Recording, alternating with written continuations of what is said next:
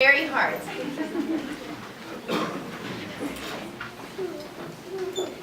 The Declaration of Independence in Congress, July 4th, 1776. The unanimous declaration of the 13 United States of America. When in the course of human events it becomes necessary for one people to dissolve the political bands which have connected them to another, and to assume among the powers of the earth the separate and equal station to which the laws of nature and nature's God entitle them. A decent respect to the opinions of mankind requires that they should declare the causes which impel them to the separation.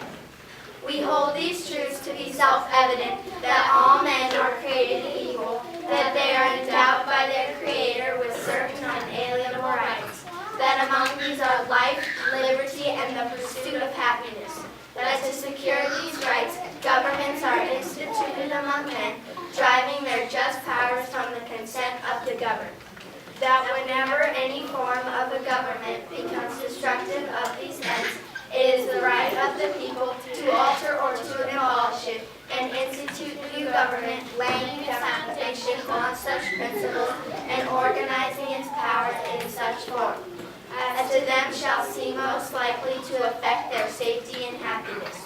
Prudence indeed will dictate that governments long established should not be changed for light and transient causes.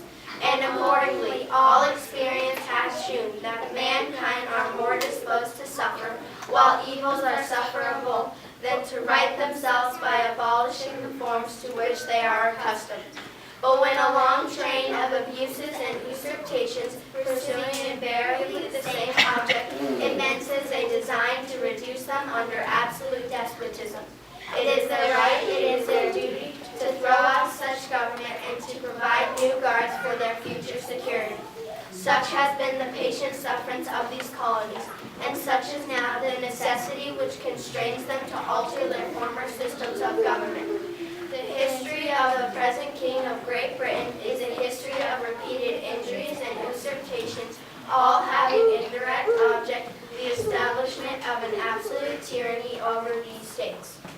In every stage of these oppressions, we have petitioned for redress in the most humble terms. Our repeated petitions have been answered only by repeated injuries. A prince whose character is thus marked by every act which may define a tyrant is unfit to be the ruler of a free people. Nor have we been wanting in attentions to our British brethren. We have warned them from time to time of attempts by our legislature to extend an unwarrantable jurisdiction over us. We have reminded them of the circumstances of our immigration and settlement here. We have appealed to them native justice and magnanimity, and we have conjured them by the ties of our common kindred to disavow these usurpations which would inevitably interrupt our connections and correspondence. They too have been deaf to the voice of justice and consanguinity.